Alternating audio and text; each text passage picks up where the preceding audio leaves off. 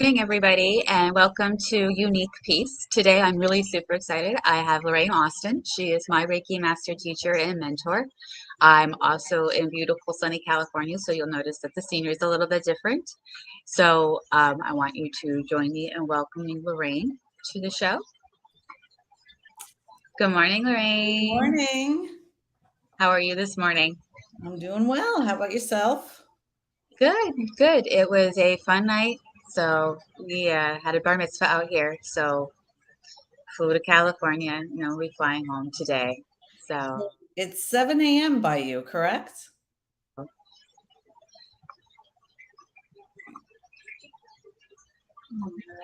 Janice, I think you froze up for a second there. yes, I did. I'm back now. You're back. I'm back. So, you are a holistic nurse, a Reiki master teacher, and mother of three, and a grandma.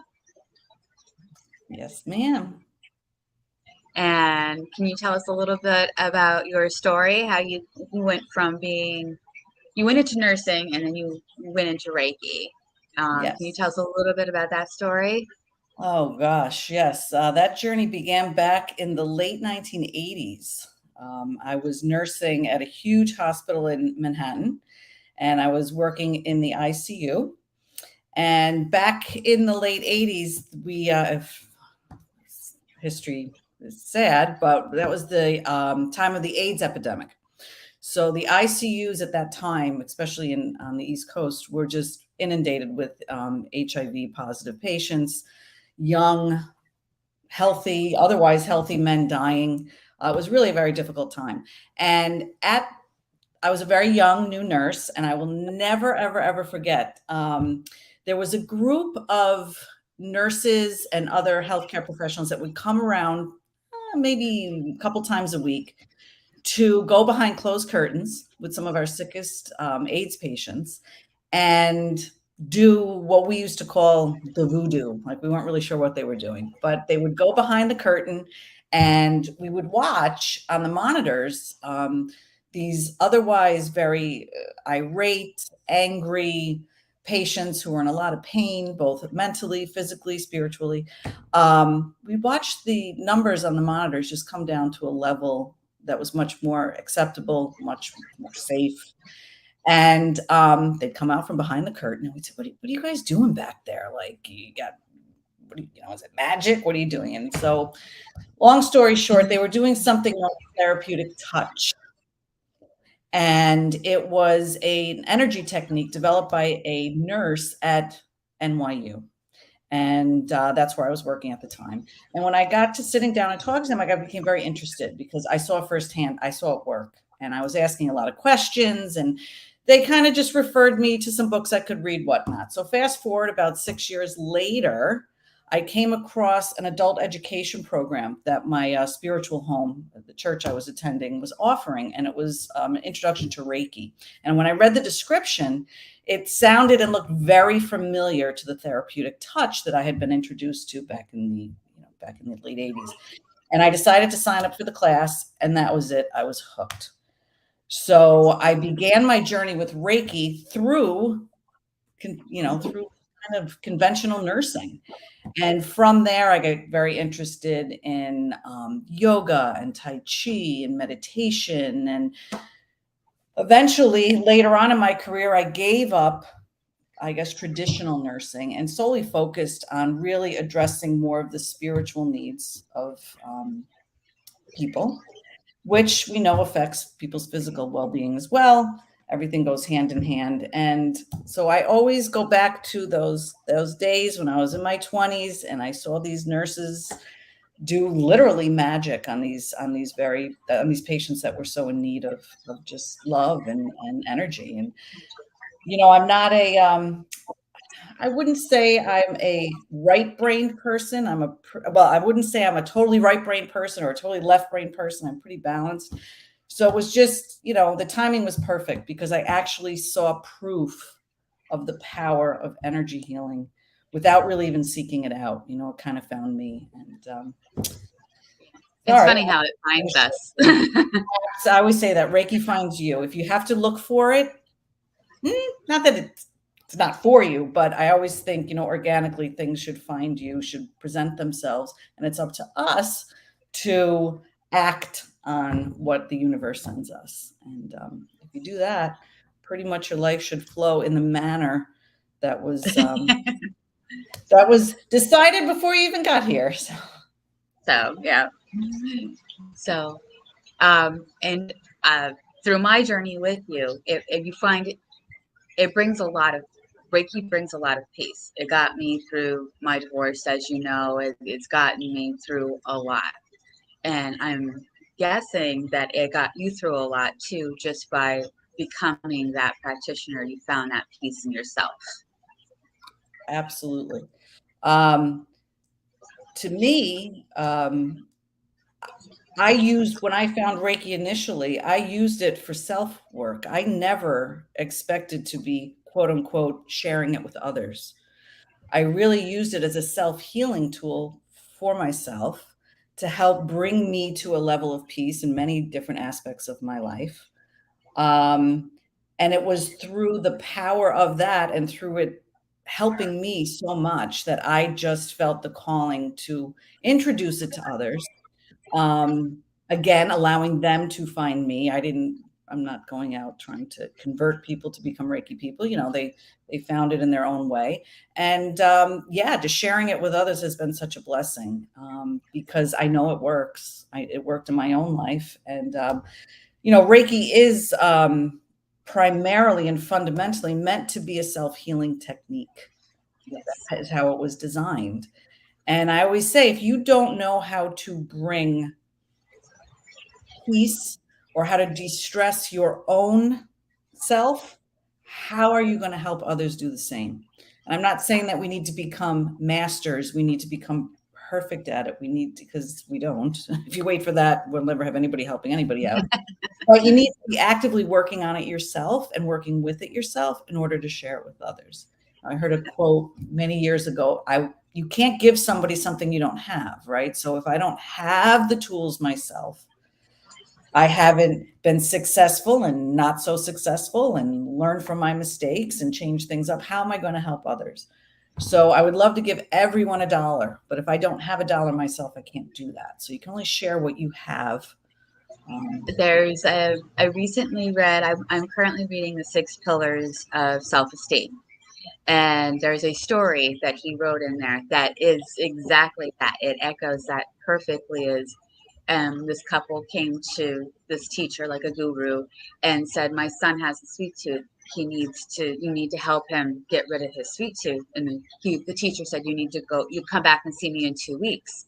The couple was frustrated, but they did that, and they came back in 2 weeks, and the guru helped the son with his sweet tooth. And then the father goes, "Well, why did you make me come back in 2 weeks?" He goes, "I too had a sweet tooth, and I couldn't teach your son how not to if I didn't know how not to." Perfect. So it was a perfect story. A very good teacher. Very good teacher. Evelyn is joining us, so we say good morning to Evelyn. Back. Evelyn, hi, good morning. Good morning. Thank you, Evelyn. So yes, that is so true. And I love that you brought that up, because then I can share that story. So how would you define peace for yourself? Oh boy. Well, for me, peace is a state of being, or better yet, a state of mind. It's something that we create. I believe. I believe. I don't think peace. I shouldn't say peace doesn't find us, because that's. But 99% of the time, peace is something that we have to actively work on to achieve. It can it's not an all or nothing thing. It's not like I'm at peace today, I'm therefore at peace 24/7, 7 days a week for the rest of my life. No, peace is a spectrum. Some days we feel more peaceful than others. Some moments we feel more peaceful than others. Some seconds we feel more peaceful than others. So it's a constant process. And I think that peace comes from within ourselves. We can't rely on anything outside of ourselves to create that peace. So, for example, you can be at peace when everything around you seems to be in complete chaos. And you can also be very unpeaceful, if that's a word, not in peace, when you're sitting at the beach and everything is completely serene. Because really true peace, which I think another word for peace is contentment or Yes. quiet or non-judgment. Um, it has nothing to do with what's going on outside of you. And I think a lot of people get that a little confused. I know a lot of clients that I work with will say, "Oh, if only my kids would just, find their path, or if only my husband would stop drinking so much, or if only I made more money, if only," all these things that really we don't have that much control on, Right. or control over. Um, no, you can find peace even in those situations. And it's not easy. I'm not going to tell you it is. Sometimes it's easier than others. And that's another thing. Sometimes they'll say, I'm so at peace most of the day. But when I'm with this person or that person, or I'm in a room where I don't know a lot of people, or I don't feel at peace. So peace comes and goes constantly throughout our lives, throughout our Our day. lives. Yeah, absolutely. I agree with that. And that's exactly kind of how I would define peace a lot, because I was just thinking about it myself. And it's like, well, if I'm going to ask a question, how do I answer if it's asked of me? And it is a state of being. And it comes from within. Because we can define peace in many, many ways. Yes. And for me, it's just that moment. It's like there are times where the office is chaotic, and I'm at peace because it's like, okay, I can't let that get to me. I can only do what I can do and not let it get to me. Yes. And I try and instill that in my child, but he is a teenager, so we'll forgive him for that right now. So, what brings you peace? Well, I think there's a lot of it depends on the situation. I think that because we are such multi-level beings, that peace also comes in different levels. So it depends what's going on. So let's see. Well, I mean, I could do going to the beach brings me peace. Well, that's not really always true, because if it's really, really hot and I'm sitting at the beach and there's no breeze and the bugs are biting me and it's not peace. So going to the beach doesn't always bring me peace. Um, Doing yoga doesn't necessarily always bring me peace, especially if it's a posture that's uncomfortable for me, or whatever. So getting back to where I think peace has to come from within, and you can't rely on anything outside of you.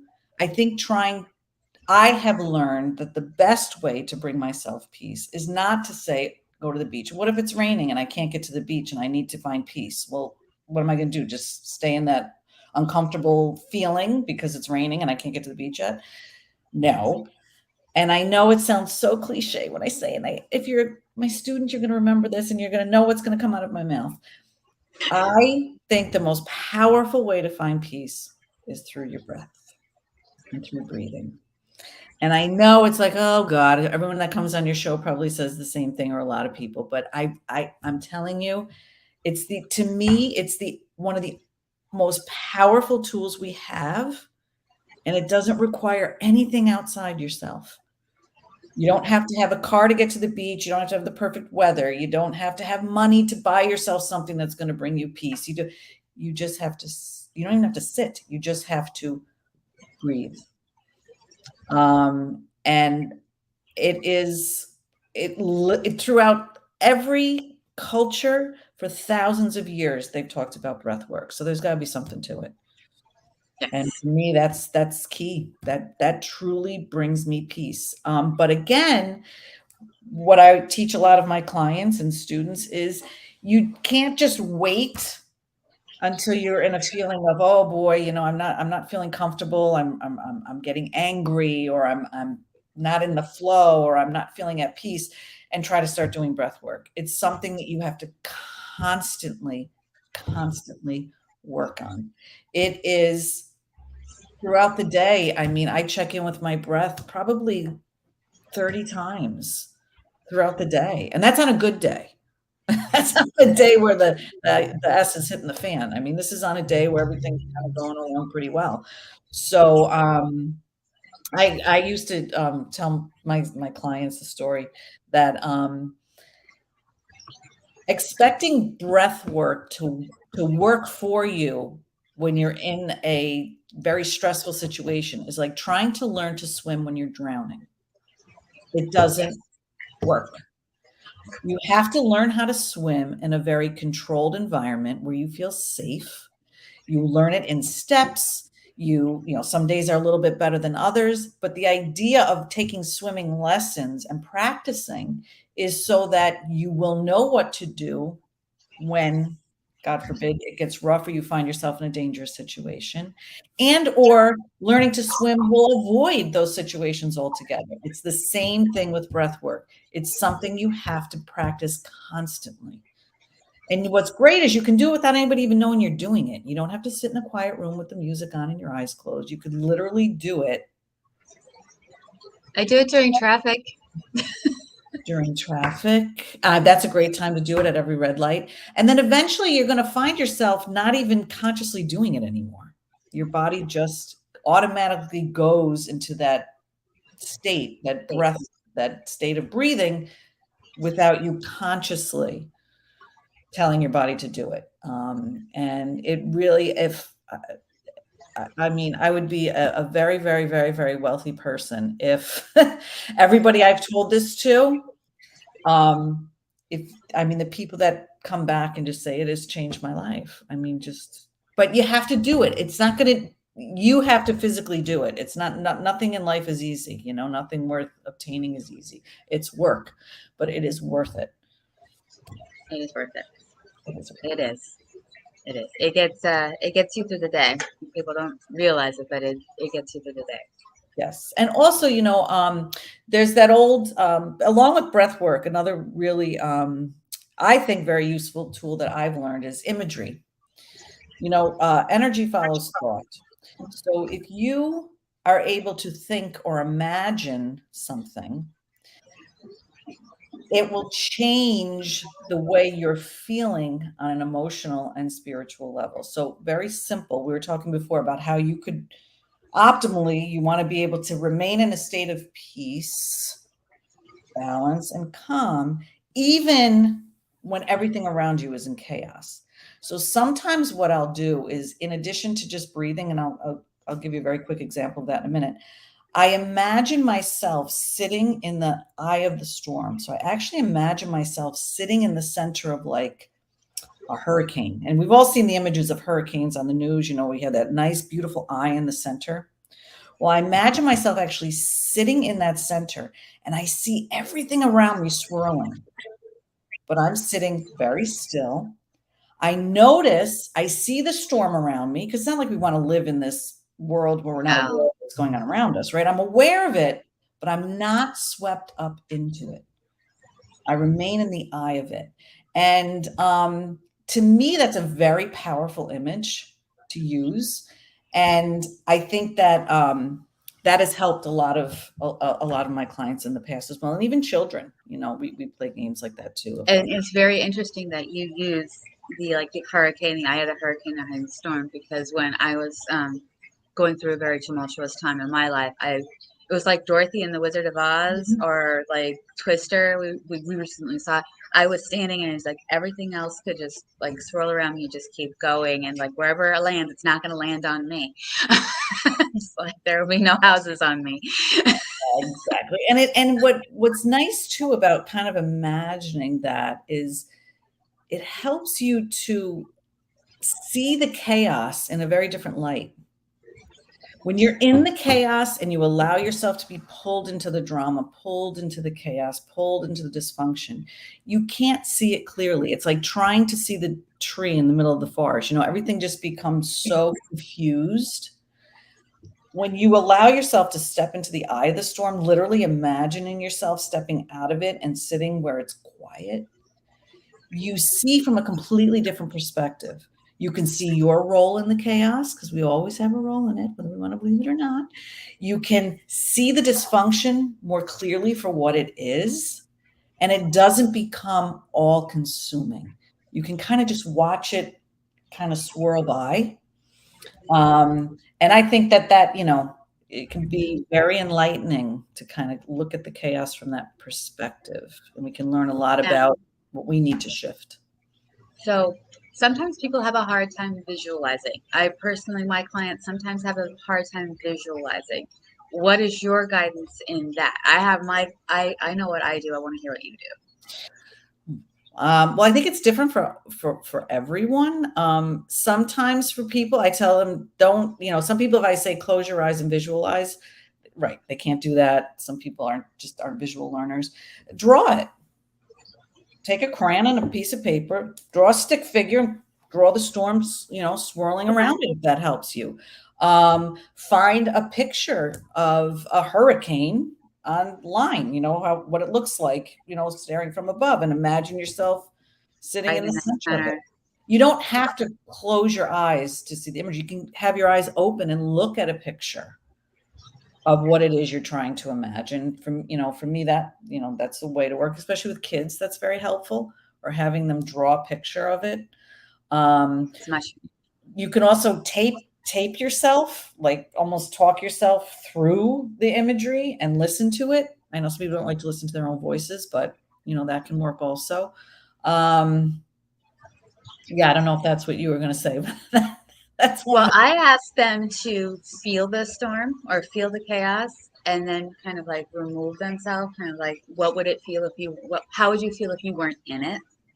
Because a lot of people are carrying that feeling in them. That's where the tenseness comes from, and all the different ways. And when you have somebody you're working with and you only have the 45 minutes, it's like, okay, how do I quickly do this? So I ask them to feel it and then try and get them to detach from it. Yeah.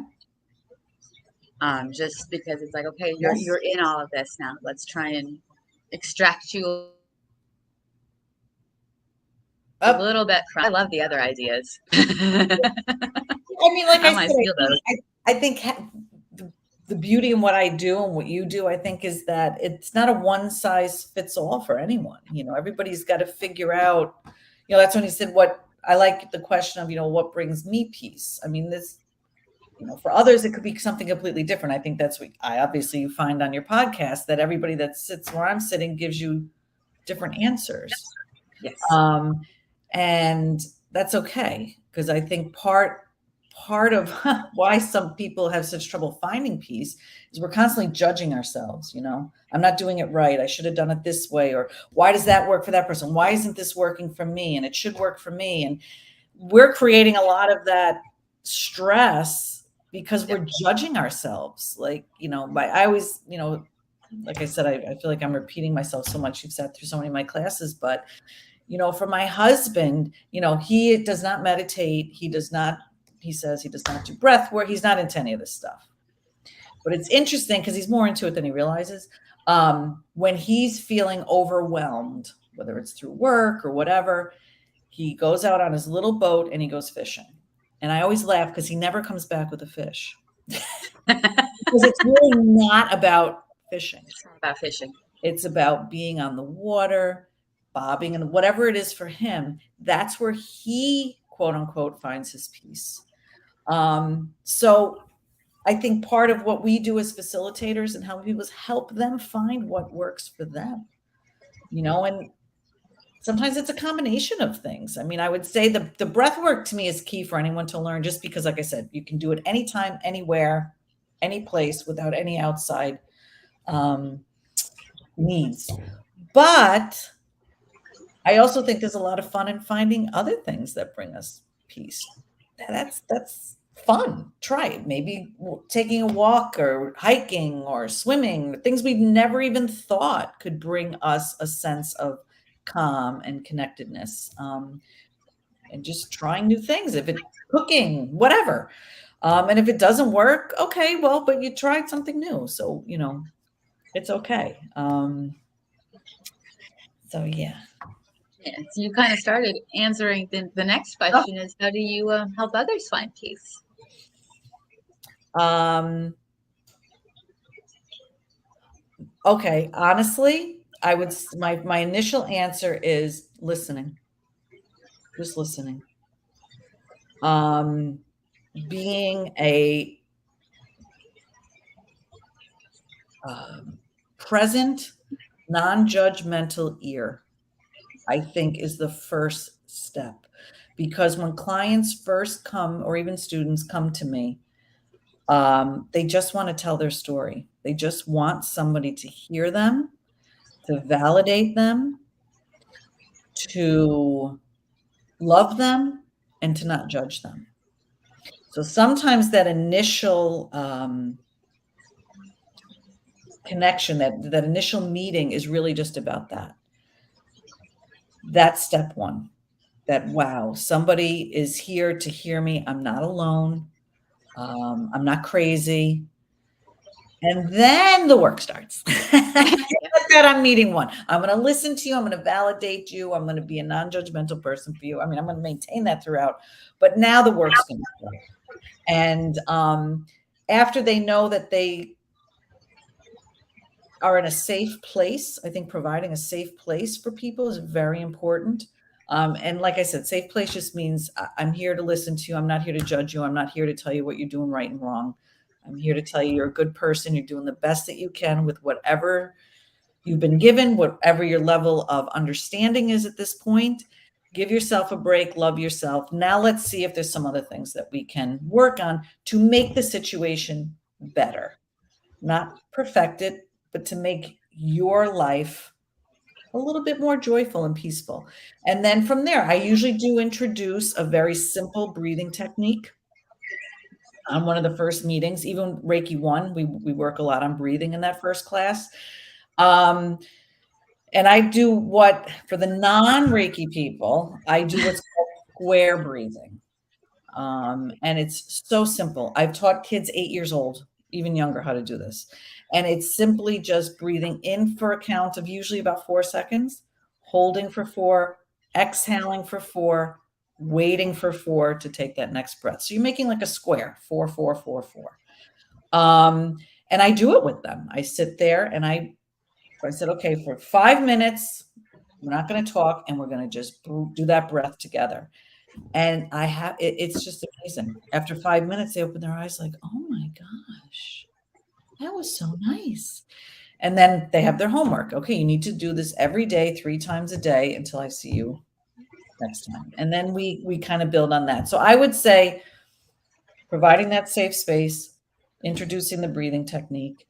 And then from there, it's really just, starting to help people find what they can be in control of with what's going on in their life, what they don't have control of, using that whole idea of the eye of the storm analogy. But, I don't, there's clients I've been seeing for years. So it's not like they come to see me once and boom, they're fixed, great, everything. If that's happening, it's short-lived. Real change is like a cruise ship turning. It takes a long time. Okay, it's not like spinning a little top. It takes a long time to make that shift and that change. So real change takes time. And explaining that to them also. I'm a failure. I can't do this. No, stop judging. You're not a failure. You're going to think you got this down pat, and then all of a sudden, boom, you run into a rough patch. And I always say, change is very cyclical. It's not, I was in a bad place here. Now I'm at complete peace.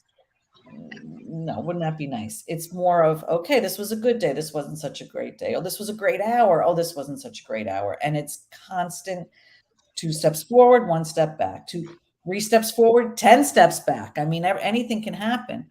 But it's finding that community of people or that person that creates that safe space for each other. And then just, keeping at it, never giving up. It's I want to give you another analogy before we go to the next question. I recently did an email for my group, and it was about being. Remember those little like inflatable boxing clowns? You blow them up, and then your kids would punch them and try and knock them to the ground, Yes, and I you keep do. getting back up. It's like I Yes, just tell people, it's like it sucks sometimes. Life will be you'll be in that boxing ring where you just have to keep getting back up, just keep getting back up, and just keep moving forward. absolutely. Absolutely. I used to use the Weeble. I Weeble's love the lucky weevils. that they don't fall down, right? That's the ultimate state of peace where, hey, I'm right here. I'm doing my thing. I know, but you know, you're gonna get knocked around. Life is gonna knock you around. I mean, that's life. And but you still, at the end of the day, you still come back to center peace, because you have that tool or that belief or that connection that, you know, I can find that inner sanctuary, that inner place where there's nothing but love. And you know, when you're doing the breath work and you find that place, it's really is what it feel like. It is a feeling. To me, peace is an adjective.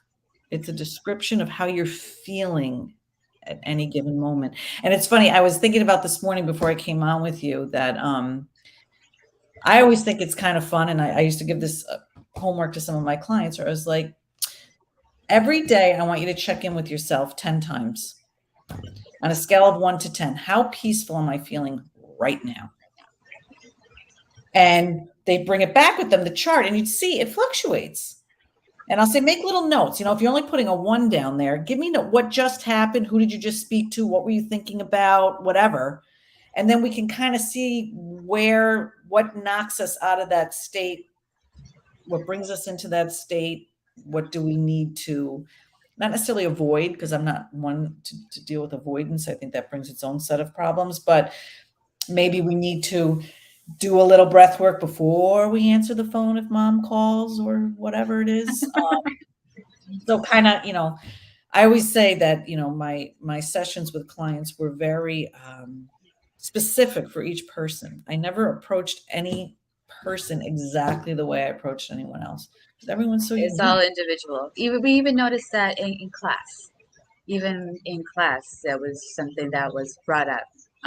It's depends on the person. It depends on the energy, and you did class very much the same way um, for us because I noticed Reiki circle versus Reiki 1, 2, 3 and master. How you ran the class based on what we were doing and who was in it Hmm. because there's a lot of when you get a lot of personalities together and you try and get the ego out of all of us, that is no small task. No, it's not, but I mean, well, I mean, to me, that was, uh, through my groups and you know, the Reiki circles and all that stuff, that was always my ultimate goal, is to provide that safe space where people could say, wow, I felt comfortable sharing an opinion that was completely different from everyone else in the room. And I knew I could do that without being attacked, you know, or without Yes, being shamed or made to feel like I was wrong. You know, and where in life do you ever feel that? but It's so we also feel like we belong. If nobody feels like an outsider, that is that safe space. Nobody feels like an outsider. Even we have the wild personalities. Sometimes it's like, okay, well, you know what, that's great. That's how you feel. This is how I feel, and we can still be friends. yeah. Yeah, and I think, you know, people would say that to me, especially as I made my move to Florida, you know, oh my God, you know, I loved coming here. It felt so safe and it felt like home. And you know, yourself, we would often talk about some difficult topics and some, you know, you have 20 people or 10 people in a room. Everyone's coming with their own stuff, their own traumas, their own opinions. You know, like you said, it's not an easy task. But you could just feel the love that everyone had for each other. Like I said, even though they might not be your friend outside the group, or they may not agree with you politically or socially or whatever, you still felt safe. And that is an incredible feeling. That's a feeling of peace. That's why the room always felt peaceful. because people felt safe being who they were, coming with whatever they had, and being open to listen.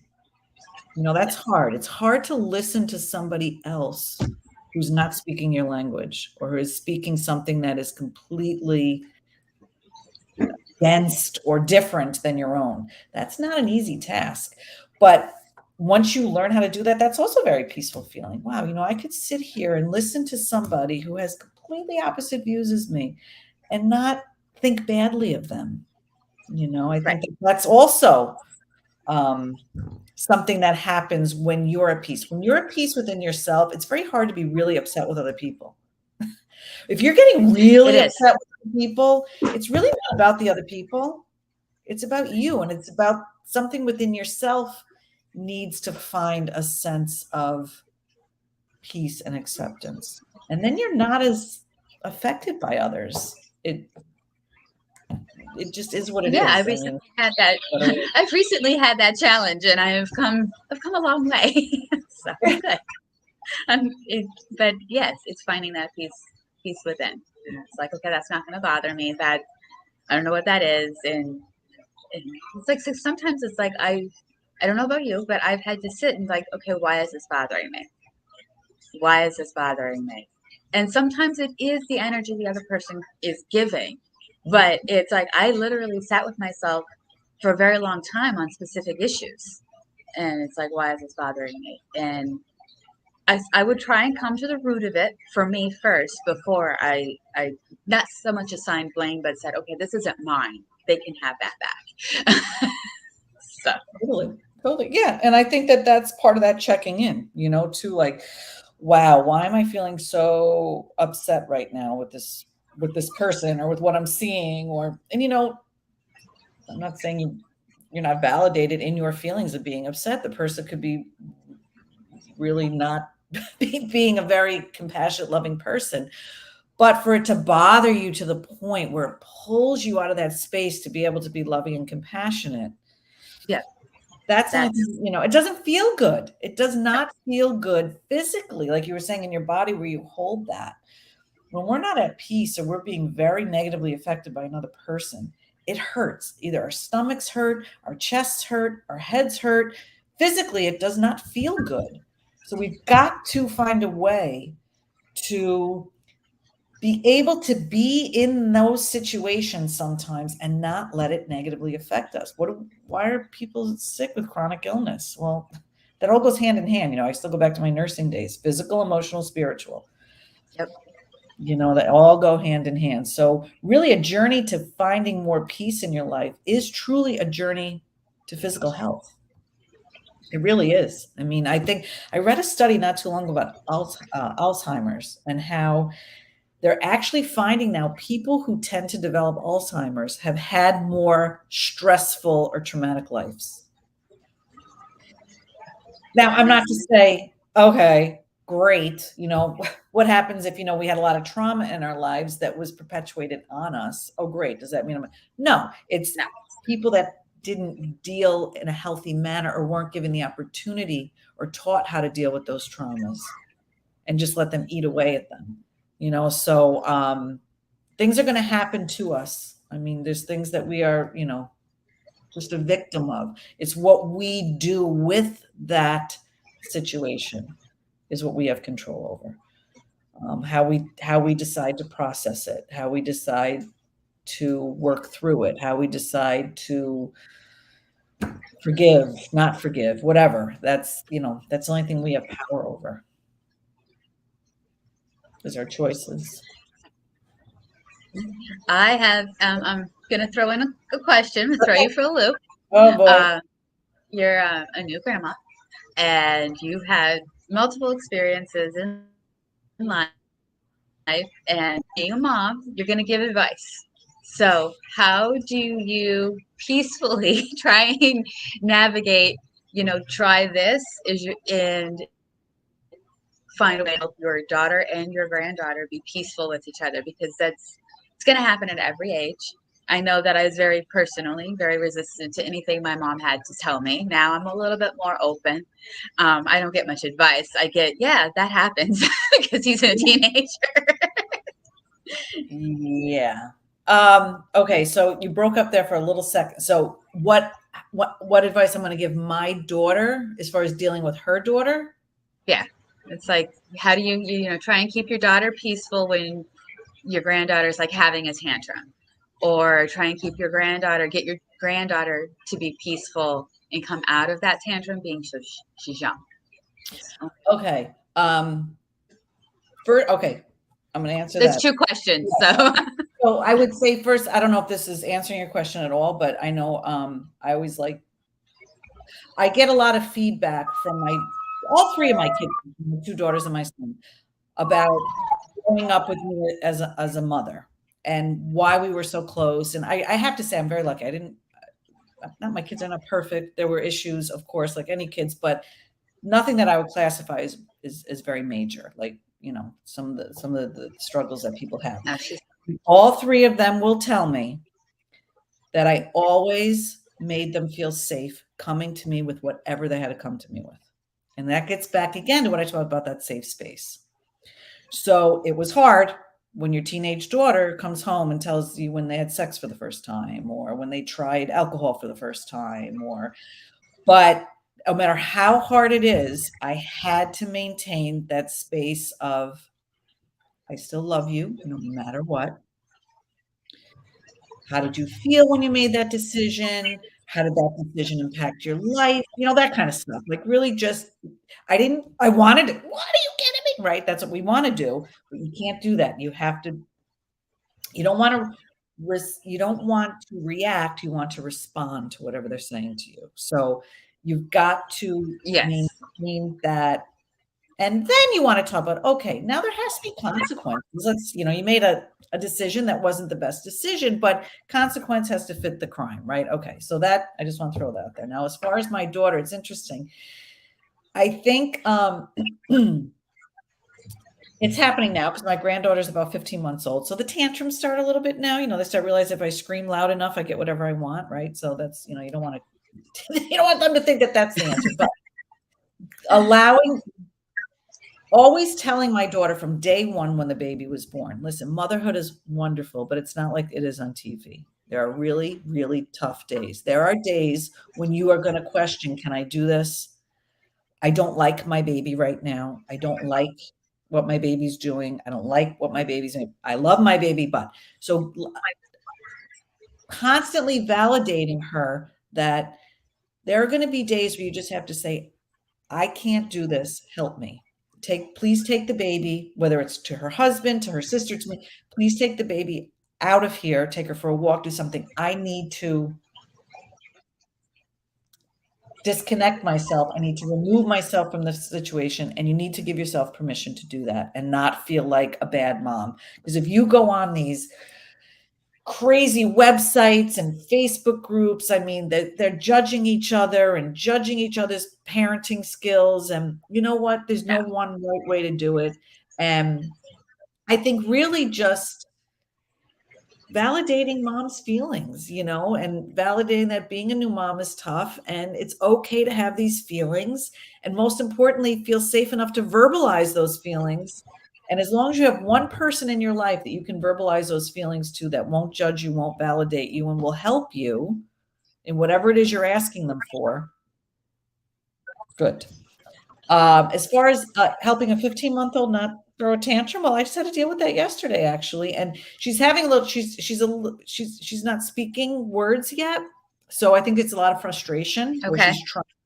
So instead of just when she's starting to throw a tantrum and they're trying, what you want? This is this what you want? Is this what you want? No, I say, Eliana, they're not. They know.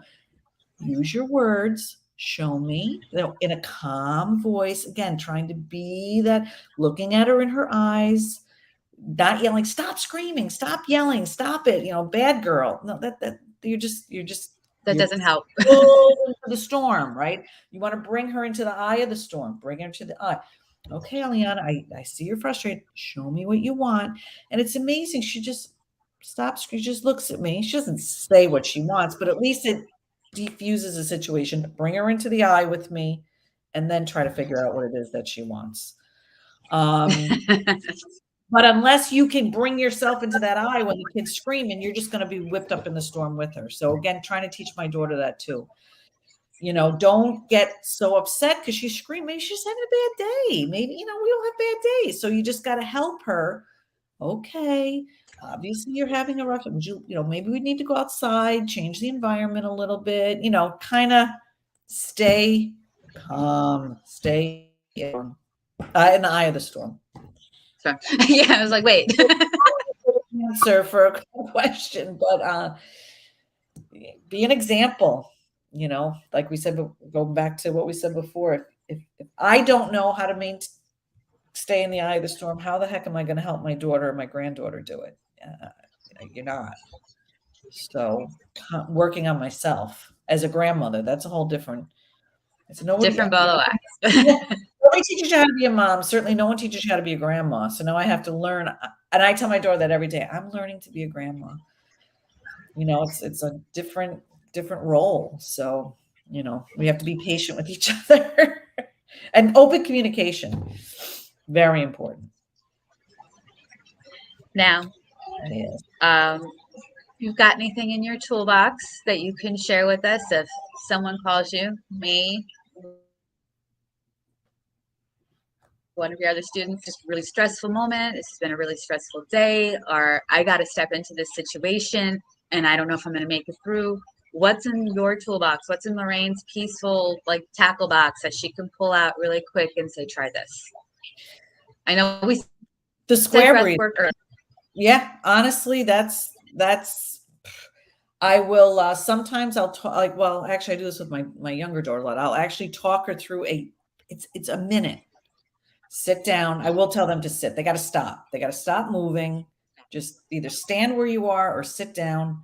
Close your eyes or don't close your eyes. And I talk them through that square breathing, just do. And you don't have to, the square breathing is just to get you to kind of focus, even if you just do 3 or 5 of those square breaths and then just let yourself breathe however you want. That's just to kind of break that cycle. I always say when you're in a very stressful state of mind, it's almost like a record. Remember how I'm dating myself. Yes, no, I do remember the records round and round. And they would get into a grid and it would skip. Yeah. And the only way to stop it from skipping is to hit the needle a little bit and jump it. Well, that's kind of what that square breathing does when you sit and just do, 3 or 4 of those square breaths. It just shifts. It's like hitting that needle and it just resets your state of being, your state of mind. And I tell them, sit there, I'll just feel your body. Where do you feel it in your body? Where do you feel the most uncomfortable in your body? Just, kind of just check in with yourself and give yourself permission to have those feelings. They're not wrong. They're just feelings. It's negative to feel that way, or it's not good. No, it's just a feeling. It's uncomfortable, but it's not bad. If anything, it's just your body's way of saying, help. I'm overloaded. I need you to help me. It's actually a great thing. Imagine if we didn't have that, that signal. Who knows what state we'd be in, right? The important thing is to recognize my body's telling me enough is enough. I need to shift gears. So really it's just talking them down. It's literally keeping a calm, kind of monotone, soft voice, talk them down. And it only takes literally about a minute, honestly. And then the ultimate goal is get them to the point where they don't need me to do that for them. So you got to keep it simple enough. You can't complicate. That's why the square breathing is so nice. It's so simple. Everyone can count to 4. Yeah. For children, for little kids that can't count to 4 or don't understand, or I tell mothers to have bubbles, the bubbles. Yes, the bubbles, yes. And go outside with them and blow bubbles. Because when you blow bubble, you can't blow bubble, but right? Doesn't work. You have to take a deep breath in and a nice slow exhale to make nice big bubbles. So for young children, taking them out or even inside and do bubble blowing, it helps the adult too. You're actually doing breath work. I love that. That's awesome. So that helps, with the 3 to maybe 6-year-old who has trouble sitting there and actually, or even Focusing. kids with special needs, or whatever, know your audience. Even like I said, adults. You have some adults that are tough nuts to crack. Tell them to get some bubbles I love blowing bubbles. or blow balloons. Deep breath in. Yeah, it's good. Deep breath. That can help people also. Just again, that it's like just getting them out of that storm. That's helping them get into the eye of the storm, just to shift the chemistry. Beautiful. Thank you. Thank you. I love that. I love that. I'm sure that's going to be helpful to quite a few people watching today and in the replay. So being on today and this morning. Up. I think you wait, you froze. You're back. You're back. I'm back. Sorry, technical difficulties. Sorry. Listen, Um, we're bi-coastal today, so it is a little bit challenging. So thank you so much for those tips, those tricks, and sharing what brings you peace. I Thank you. appreciate I it. loved it. It was great. It was great And talking thank to you you. for being on today. And anybody who is interested in learning more about peace, please do join me next week. I will have Nick J. Gerard on. He is an author, as well as in the coming weeks, I'm going to have Jacob Cooper, who is a social worker who has experienced a near-death experience, and he crossed over and came back. And so he'll share a little bit about his story and how he finds peace. So Terrific. I look forward to it. I want to join, and we will see you next week. Bye, everybody.